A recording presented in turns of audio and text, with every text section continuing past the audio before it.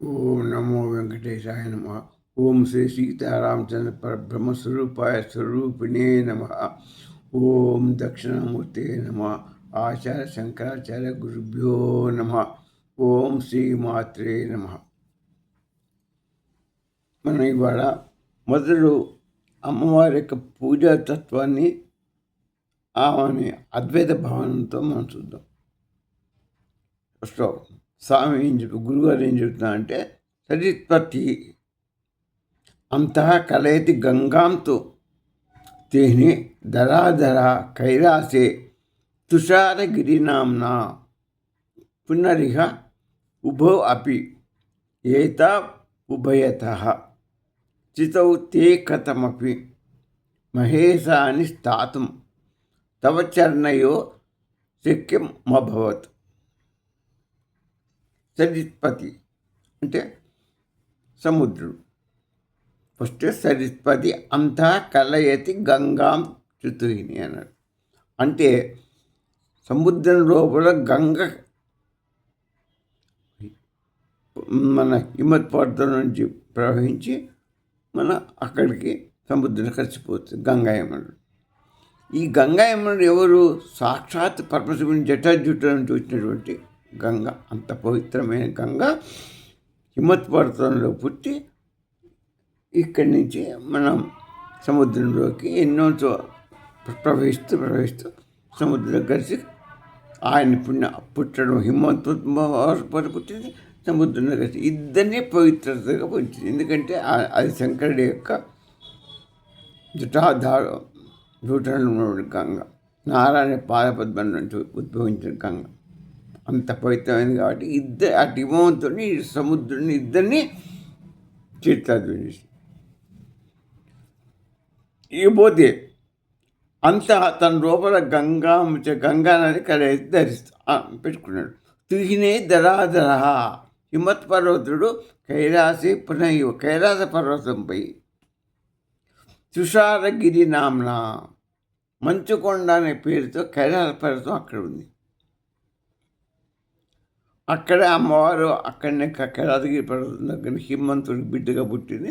అక్కడిని తిరిగాడిని, శివుడికి అక్కడ తపస్సు చేసింది. ఆ కైలాసగిరి పర్వతం దగ్గరనే అమ్మవారు స్వామిని పెళ్లి చేసుకుంది. కాబట్టి అంత పవిత్రుడు హైమనగరుడు. హైమనగరుడు అంత పవిత్రుడు కాబట్టి అమ్మవారు జన్మించింది. ఆయనకి అల్లుడుగా శివుడు ఇదే. కాబట్టి ఆయన చాలా ధన్యుడైపోయాడు. ఏతా ఉభోపి ఈ ఇద్దరు సముద్రుడు అటు పక్కన ఆయన ఇద్దరు కూడా మంచి ధన్యాత్మలైపోయారు. అటు గంగా నదితో ఇది ఆ అమ్మవారు అక్కడ పుట్టడంతో హిమంత పుణ్యాత్మడి గంగని మొత్తం కలుపుకొని సముద్ర పుణ్యతుడయ్యాడు. వీళ్ళిద్దరు కూడా అమృతులు ఇదైపోయారు. అది అమ్మవారి యొక్క పాద చరణ 2 పదాల నుంచి యొక్క ఇదిలో నుంచి వచ్చినాయని ఈ భావన. అందుకొరకనే అమ్మవారి చరణాలతోని ఈ సముద్రుడు అటు ఆయన ఇద్దరు పునీతులయ్యారు. అమ్మ మహేశ్వరి దేవత. కాబట్టి అంత పవిత్రమైంది అమ్మ చరణాల పాదాలు. అమ్మ చరణాలను నమ్ముకుంటే ఎప్పుడు ఎవ్వరూ చెడిపోలేదు. మనకి ఇలా పింగళనాడులో మనం ఉండే వెనుముక పక్క 2 ఉంటాయి. ఆ నదుల్లో ఆ ఇలా పింగళ నదులు మనకి ఎట్ట వ్యాపించినాయో మొత్తం ఈ 2 ఈ ఇద్దరు సముద్రుడు వారిద్దరు కూడా అలానే పునీతులైపోయారు. ఇలా పింగళ నది అంత ముఖ్యంగా మన దేశానికి అంతా ఇద్దరు పుణ్యం చేసుకుని అమ్మవారి దేవత ఇద్దరు, అయ్యవారి దేవత ఇద్దరు గొప్పవారుగా మారిపోయి పుణ్యాత్ములుగా మారిపోయారు. ఇది దీని యొక్క భావన. ఇంకొకటి మనం చూసుకుంటాం, ఇంకో శ్లోకంలో మనం చెప్పుకుంటాం. అది చాలా విశిష్టమైన శ్లోకం మీరు చూస్తున్నారు రోజు. ఇవాళ 37వ శ్లోకంలో ఉన్నాం. 37వ శ్లోకం ఏం చెప్తున్నాడు? అది విశుద్ధి చక్రం గురించి చెప్తుంది. ఇక్కడ శివశక్తి ఐక్యం, శుద్ధ బ్రహ్మ రహస్యం. విశుద్ధి చక్రం, శివశక్తి ఐక్యం, శబ్ద బ్రహ్మం, నాద బ్రహ్మ రహస్యం ఈ శ్లోకంలో చెప్పబడుతుంది. ఇక్కడ ఇది చాలా ఇంపార్టెంట్. ఇప్పుడు 2వ శ్లోకం మనం చాలా ఇంపార్టెంట్గా తీసుకుంటున్నాం. 31 నుంచి ఇప్పటి వరకు ప్రతి శ్లోకం ఒక్కో మెట్టు తీసుకుపోతుంది లోపలికి, మనకు స్వామి దగ్గర తీసుకుపోతుంది. ఇక్కడ బిందు స్థానానికి శ్రీచక్రంలో, లేకపోతే మన గన్ని స్థానంలోకి మనని తీసుకుపోతున్నాయి, ఒక్కో మెట్టు ఎక్కిస్తున్నాయి. ఏంటంటది? విశుద్ధౌ తే శుద్ధ స్ఫటిక విశదం వ్యోమజనకం శివం సేవే దేవీమపి శివ అవస్థితాం యయో కాంత్యా యాంత్యా శశికిరణ సారూప్య శరణే విదూత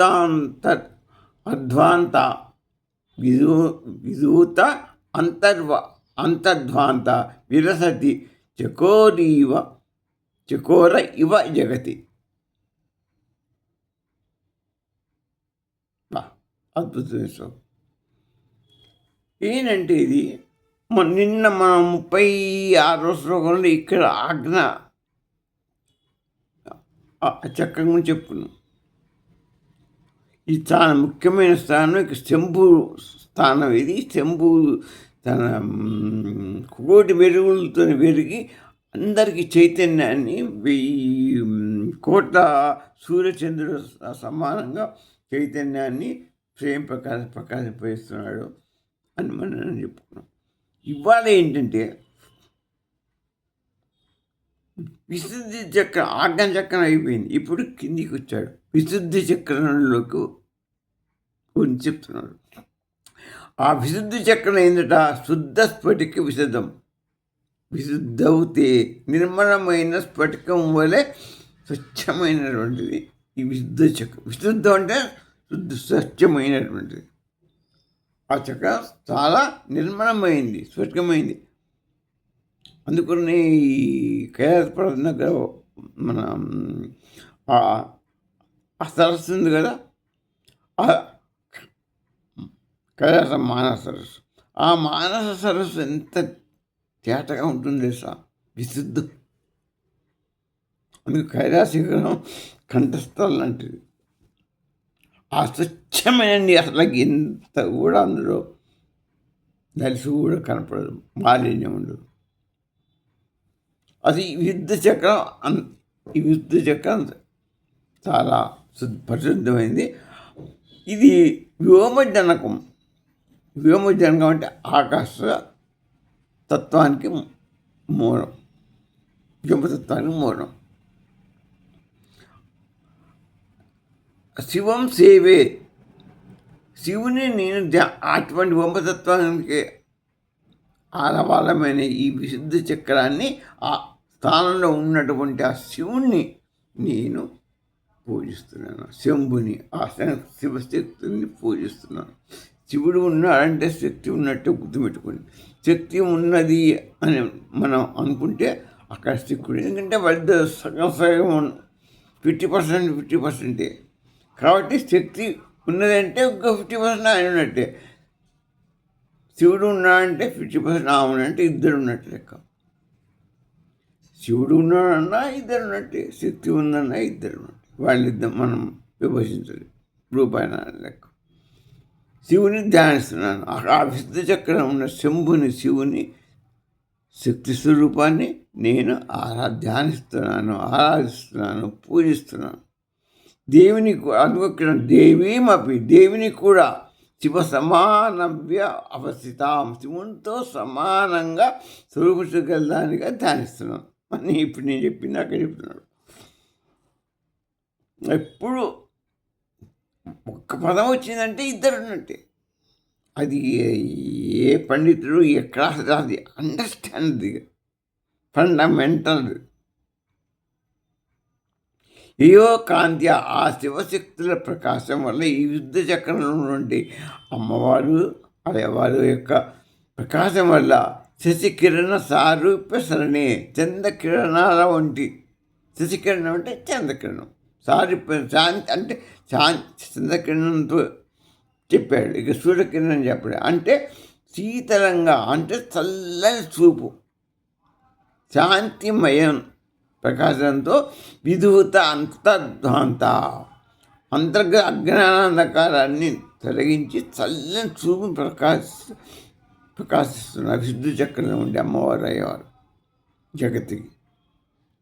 జగత్తంతా చకోరేవ విరసతి చంద్రకాంతిని ప్రకాశిస్తే ఆస్వాదించే చకోర పక్షిలా అందరూ చకోర పక్షిలాగా అమ్మవారి యొక్క అయ్యగారి యొక్క ఆ యొక్క చంద్ర అమృతరసాన్ని ఆస్వాదిస్తున్నారు ప్రపంచం అంతా చకోర పక్షులాగా.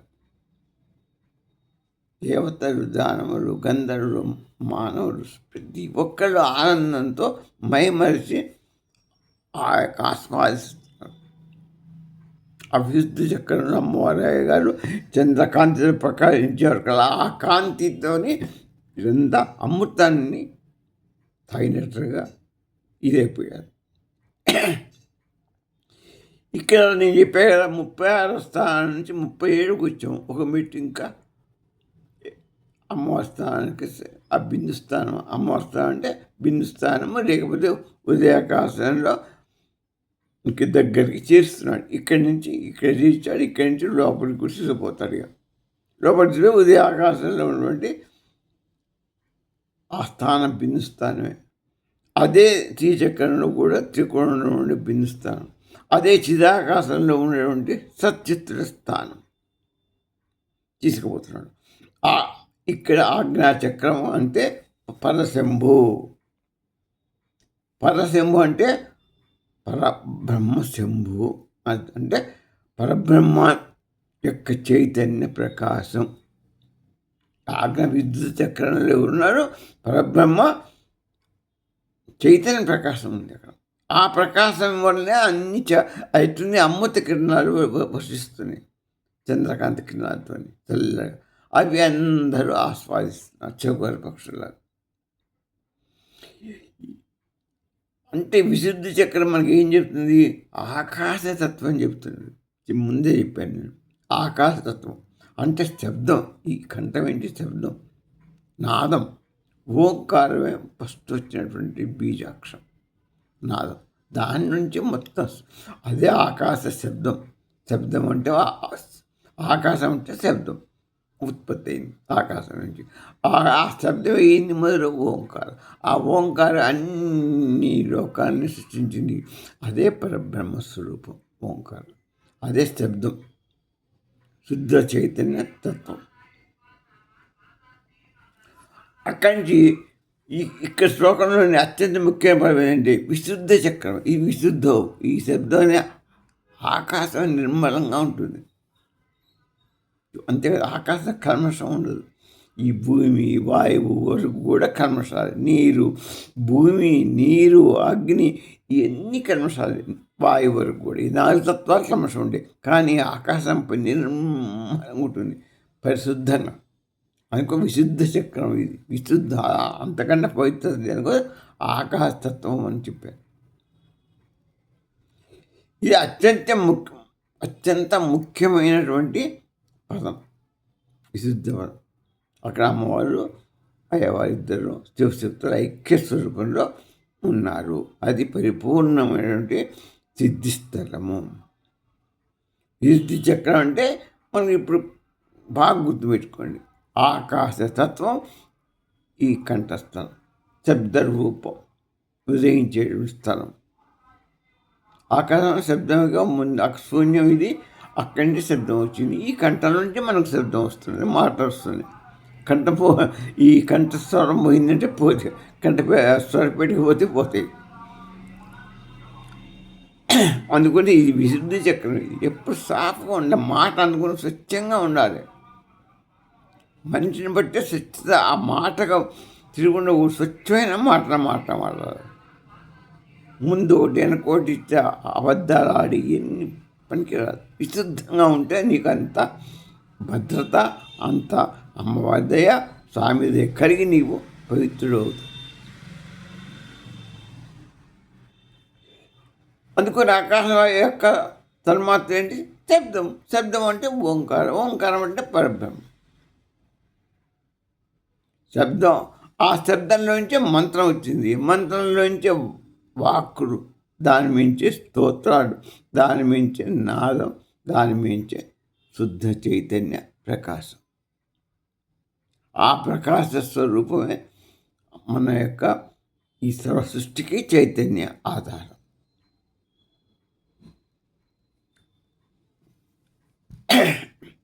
అయితే మన అంతర్ముఖ ప్రయాణానికి తీసుకుపోయేది కూడా ఈ చైతన్య స్వరూపం. మీకు తెలుసు కదా, ఈ చైతన్య స్వరూపం, శుద్ధ చైతన్య స్వరూపమే మన అంతఃకరణ తీసుకుపోతుంది. అందుకని మహర్షి లోపలికి ప్రవేశించు, బాహ్యం కాదు అంతరంగంలో ప్రవేశించు అని చెప్పారు. వ్యోమజనకం అని చెప్పుకున్నాం. ఇది వ్యోమజనకం అంటే ఆకాశతత్వం. వ్యోమం అంటే ఆకాశం, అన్నిటినీ, ఆకాశం సమస్తాన్ని ధరించి ఉంటుంది. ఆ చోటు ఆకాశతత్వం అంటే మీరు ఏమనుకున్నారు? అన్నీ అక్కడ ఆకాశంలో నిండి ఉంది. మనమంతా ఆకాశంలో ఉన్నాం. ఈ సృష్టి మొత్తం ఆకాశంలో ఉంది. ఆకాశం పైన ఉంది, దాని కిందనే మనం అందరం పోతున్నాం. ఆకాశం లేని చోటు లేదు. ఆకాశం మనం ధరించి ఉండేది. కుమార్ చెప్పాలి, ఆకాశంలో శబ్దం వచ్చింది, అదే ఓంకారం, అదే బీజాక్షరం, అదే శబ్దం, వ్యోమాత్మ అంటారు దాన్ని. అదే బ్రహ్మస్వరూపం, అదే ఆత్మ చైతన్యం, అదే సృష్టి మొత్తానికి ఆధారం. దాంట్లోంచే పుట్టింది వాయువు తర్వాత అగ్ని తర్వాత జలం తర్వాత భూమి. ఇటు పంచభూతాలు ప్రపంచం, అసలు అన్నిటికీ ఆధారం ఓంకారం. అందుకని ఓంకారానికి అంత శబ్దంకి అంత విలువ. అది పరిశుద్ధమైనటువంటిది, సాక్షి చైతన్యం సంభూతం. దానివల్లనే మన అంతరంగికంలో ఉన్న ఆత్మని మనం తెలుసుకోగలుగుతున్నాం. ఆ శబ్దం వల్లనే మన విశుద్ధ చక్రంలో ఉన్నటువంటి పరిశుద్ధంతోనే మన ఆత్మ లోపలికి పోయి ఆత్మ దర్శనం అవుతుందంటే దానికి పరిశుద్ధ, ఆ శుద్ధ బీజాక్షర పరిశుద్ధాత్మ చైతన్యంతోనే మనం తీసుకుంటాం, శుద్ధ చైతన్యంతో. దీన్ని చైత్య పురుషుడు ఏం చెప్తుందంటే, తస్మాద్వా ఏతస్మాత్ ఆత్మన ఆకాశ సంభూత ఆకాశాద్ వాయోరగ్ని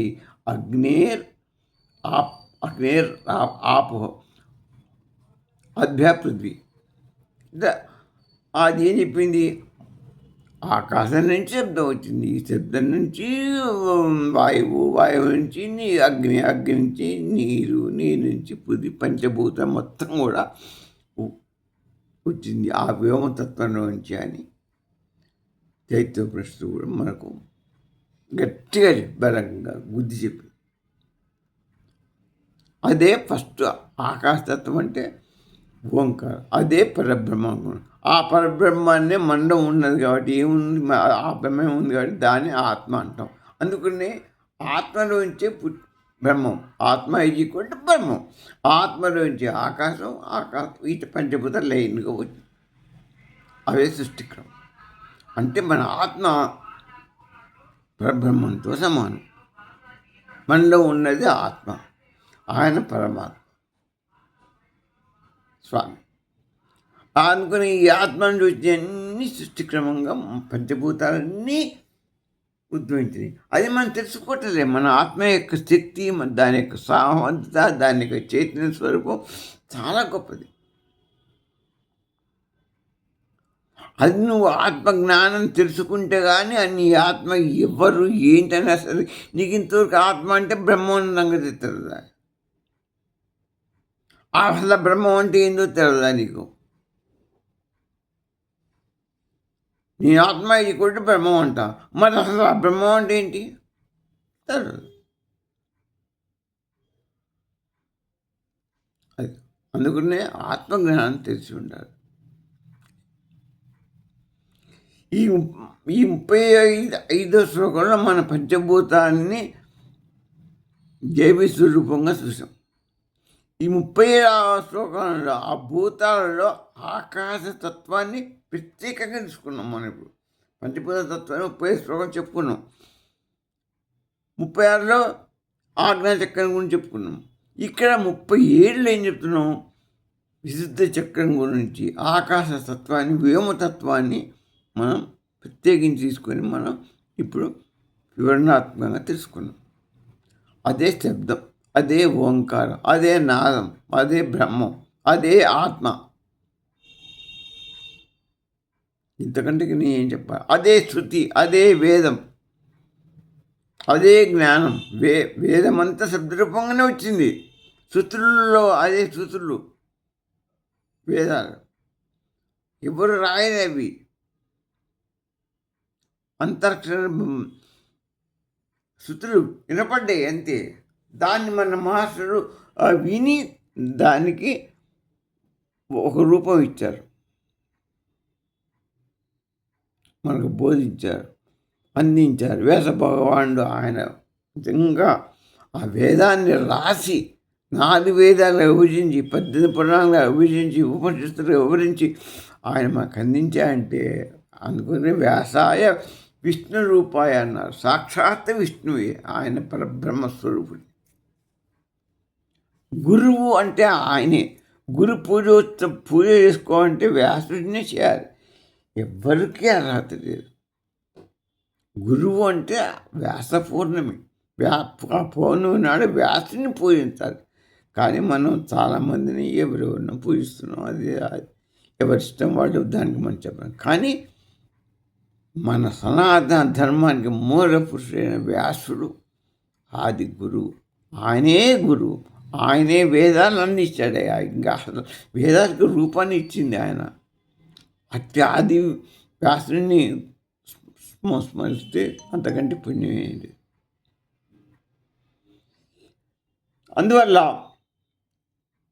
ఈ వేదాలన్నీ మంత్రాల రూపంలో శబ్ద రూపంగా వచ్చినాయి. అవే శృతులు అనుకున్నాం. అందువల్ల శబ్దం ఫస్ట్ పుట్టింది, దాంట్లో నుంచి మంత్రం వచ్చింది, దాంట్లో నుంచి వేదం, దాంట్లో నుంచి బ్రహ్మ విద్య, ఆత్మజ్ఞానం, ఇవన్నీ దాంట్లో నుంచి వచ్చినాయి. ఏ వేదాల నుంచి. ముందు శబ్దం, తర్వాత మంత్రం, వేదం నుంచి అన్నీ వచ్చినాయి. బ్రహ్మ విద్య, ఆత్మ విద్య, ఆత్మజ్ఞానాన్ని అందులో నుంచి వేదాల నుంచి పుట్టినాయి. శ్రీ విద్య కూడా అందులో నుంచి వచ్చింది. మాతృక, ఆ శ్రీ విద్య అంటే ఏంటి? మాతృక వర్ణమాల. అది ఒక మంత్రాక్షరం పఠనానికి పెట్టి భిన్న స్వరూపాన్ని త్రికోణంలో స్వామి, తర్వాత భిన్న స్థానంలో శివైక్య స్వరూపాన్ని పెట్టి పూజ చేసి మంత్రాలు కొన్ని ఇచ్చి జనానికి అది ఒక మోక్షస్థానంగా చెప్పి దానికి అలవాటు చేశారు. భక్తి శ్రద్ధలుగా అలవాటు పడాలి. మామూలుగా చెప్తే ఎవరికి అర్థం కాదు. కాబట్టి ఒక మ్యాప్ రూపేణ ఎలా చేరుకోవాలనేది అదొక శ్రీ విద్య చక్రం. అందుకు శ్రీచక్రం కేవలం రేఖల సముదాయం కాదు, అది కూడా ఏంటి? శబ్దం. దాంట్లో శబ్దనాదం ఉంది, రూపం, మ్యాపు ఉంది, తత్వం, భౌతత్వాన్ని తెలియపరుస్తుంది. ఒక్కొక్క ఆవరణ ఒక్కొక్క తత్వాన్ని తెలుసుకుంటూ మనం లోపలికి పోవాలి, దాటుకుంటూ పోవాలి. మంత్రపఠనం చేసుకుంటే బాహ్యపురం నుంచి అంతఃపురంలోకి వెళ్ళిపోవాలి. అంతఃపురంలో త్రికోణంలో ఉన్న భిన్న స్థానానికి పోవాలంటే ఆయనకి పూజ చేసుకొని దాటుకుంటూ ఎన్నో అడ్డంకులు వస్తాయి. అన్నీ శబ్ద రూపంలో మనం పూజ చేసి దాటుకొని పోయి అక్కడ చెరగలిగితే నీకు మోక్షం. ఏదో ఉట్టి కొంగు పూజ అర్ధగంట కూర్చొని చేసిపోతే ఏది రాదు. దాని అర్థం చేసుకోవాలి. ఆ భిన్న స్థానం అంటే ఏంటి? అదే పరబ్రహ్మస్వరూపం, శివ యొక్క స్థానం. అదే సత్తు చిత్తు ఉన్న స్థానం. అదే మన ఆత్మస్థానం, అదే బ్రహ్మస్థానం, సత్తు ప్రస్థిత్తు ఉన్నటువంటి హృదయాకాశ స్థానం.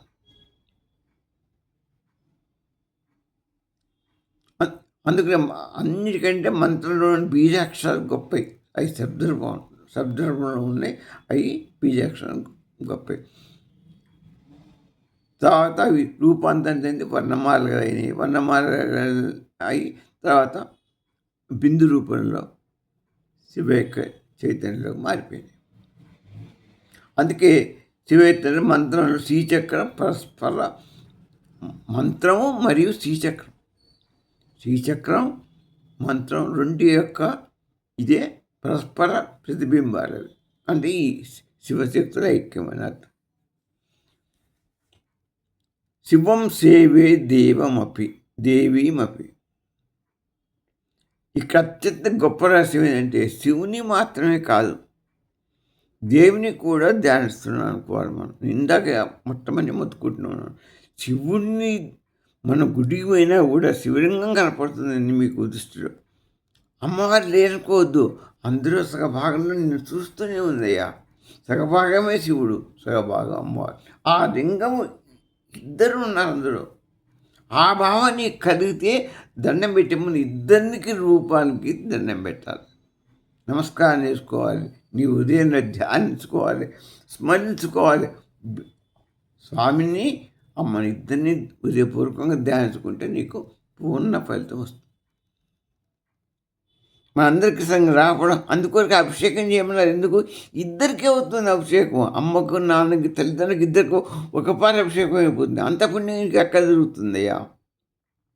ఎందుకంటే విశ్వనాథ దగ్గర కానీ ఎక్కడైనా శ్రీశైలం కానీ ఏ శివలింగా అభిషేకం చేస్తే శివశక్తుల ఐక్యానికి వేసినట్టు. శివ సమానవ్య అవస్థితాం అంటున్నాడు.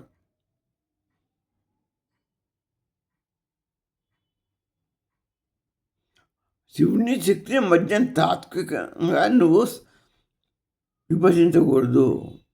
ఇద్దరు తత్వాలు ఒకటే, ఒక దాంట్లోనే ఉన్నాయి. అది మనం తెలుసుకో. అదే మనం 34 శ్లోకంలో చెప్పుకున్నాం. శివశక్తి సమరస అనే టాపిక్లో చెప్పుకున్నాం. సమరస పరమానందం. అదే ఇదే అద్వైతంలో నిర్గుణం, నిరాకారం, అద్వైతం. వీళ్ళు చెప్పేది శివుడు, శక్తి, దేవి, చక్రం ఇవన్నీ మంత్రం ఇవన్నీ ఒకటే. శివుడను శక్తి ఒకటే. ఆ శక్తి అమ్మవారి దేవి, ఆ అమ్మవారే శ్రీచక్రం, ఆ అమ్మవారే మంత్రం. పూజ పనికి వచ్చే మంత్రాన్ని అమ్మాయి, అమ్మవాక్కడి. శివుడు ఏమీ చెప్పడు, అన్నీ అమ్మాయి చెప్తుంది. అమ్మ నోటి పలుకుడే ఆ శివుని పూజ. అమ్మ యొక్క దేవి పూజే శివుని పూజ, శివుని పూజే అమ్మ దేవి పూజ. నమ్మకం కూడా అమ్మే పరిగిస్తున్నది మనతో. ఇప్పుడు నా ఊళ్ళో పరిగిస్తుందంటే అమ్మే పరిగిస్తుంది. స్వామి జోక్యం చేసుకోడు. స్వామి వింటుంటాడు, అన్ని హాయిగా మంచిగా వింటాడు. వీడు తప్పు చెప్తున్నాడా, ఒప్పు చెప్తున్నాడా, ఏం చేస్తున్నాడు, ఆయన లేని మన చైతన్యం లేదు కాబట్టి ఆయన మనలోనే ఉన్నాడు. అమ్మ ఉందంటే ఆయన అంటే, ఆ అమ్మ చెబుతుందంటే ఆయన కూడా వెనక నుండి ప్రాంప్టింగ్ ఇస్తున్నట్టు. అక్కడ మనం పొరపాటుపడకూడదు. అందుకు నేను అమ్మ చెప్తుందని అంటే స్వామి కూడా చెప్తున్నాడు. స్వామి చెప్తున్నాడు అంటే అమ్మ చెప్తుంది. ఈ శబ్ద రూపం ఆకాశతత్వం నుంచి వచ్చింది. ఆకాశం అంటే పరబ్రహ్మం. ఆ పరబ్రహ్మంలోంచే వస్తున్నట్టు ఈ వాక్కు. అంటే పరబ్రహ్మం చెప్తుంది కానీ నేను కాదు, నా యొక్క ఆలోచన కాదు, నా ఇది కాదు, నేను ఎవరిని, నేను చెప్పడానికి ఎవరినయ్యా, నేను ఎవరిని అసలు, నేను ఒక తోలు బొమ్మ లాంటి వాడిని, ఒక ప్రతిబింబ ఆభాసని, అద్దంలో పడుతున్నటువంటి ఒక బింబం లాంటి వాడిని. దానికి ఏమీ ఉంది, అంతా సచ్చిత్ స్వరూపంలో ఉంది. ఇదే తెలుసుకోవాల్సినటువంటి జ్ఞానం, ఇది దీన్ని భాస్కరాజు గారు కూడా చెప్పారు. దేవి అంటే మంత్రరూపిణి, చక్రరూపిణి, శబ్దరూపిణి, చిత్రరూపిణి, చిత్రరూపిణి, చిత్రరూపిణి, చిత్రరూపిణి. చిత్ అంటే శక్తి రూపిణి, పరాశక్తి రూపిణి దర్శించబడుతుంది. విశుద్ధి చక్రంలో ఉన్నది శివశక్తి ధ్యానం. ఈ విశుద్ధి చక్ర శబ్దం వచ్చిందంటే ఆ శబ్దంలో ఇద్దరు ఉన్నారు. ఓం ఆ ప్లస్ భూ ప్లస్ మకారం 3 నేంద్రులు. ఈ శబ్దాన్ని దాటి మూలవ చైతన్యాన్ని దర్శించడమే మనకు యొక్క ఇది. రమణ మహర్షి కూడా మాంత్రికుడు పోయి ఈ శక్తి స్వరూపాన్ని ఆ బిందు స్థానంలో నుండి స్వామిని దర్శించమని చెప్పాడు. ఇవన్నీ మామూలుగా. అంతర్ద్వాంతం అంటే ఏంటి చూద్దాం. అంతర్గత చీకటి స్వగా ఏం చెప్తుంటే విదూతాం తద్వాంత అంత చీకటి తొలగిపోతుంది.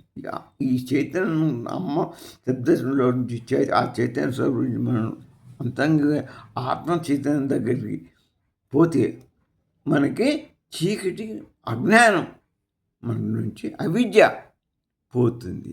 అప్పుడు ఈ శరీర భ్రమలన్నీ తిరిగిపోతాయి. నేను శరీరం అనేది పోతుంది, నేను మనస్సు అనేది పోతుంది, నేను బుద్ధి అనేది పోతుంది. ఇదంతా పాంచభౌతిక శరీరం సంబంధించిన ఇదంతా నశించే వస్తువులు. నశించేది ఇది శాస్త్రం కాదు. శాస్త్రం ఏది?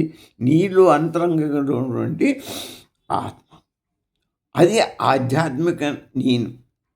దాన్ని దర్శించుకుంటే నీకు అసలు స్వరూపం ఏంటో నీకు బయటపడతావు. అప్పుడు నీకు పునర్జన్మ రహితం. ఆ అజ్ఞానం తెలుసుకుని ఆత్మజ్ఞాన ప్రకాశాన్ని ఒక్కపారి అనుభవిస్తుంటే అసలు తెలుసుకుంటేనే నీకు దివ్యత్వం వస్తుంది. అసలు అన్నీ ఇది వస్తాయి. ఆ సత్య చిత్తు రూపం ఇలా ఉంటుంది, అలా ఉంటుంది, దాని యొక్క ఇది జ్ఞానం ఇది అని మనం తెలుసుకుని దాని బుర్రలోకి ఎక్కితే దాన్ని వదిలిపెట్టు. ఏ వస్తువు చూసినా నీకు సచిత్రంగా కనపడుతుంది. నేను చెప్తున్నా, గ్యారెంటీ అది. ఈ సెల్ ఫోను నేను ఏదైనా ఇవన్నీ ఏదైనా చిత్తుల యొక్క రూపం. మన యొక్క బింబాలు ఇప్పుడు ఫోన్లో పడుతుంది. నేను నా ఫోటో బింబం, దానికి ఏం విలువ ఉంది?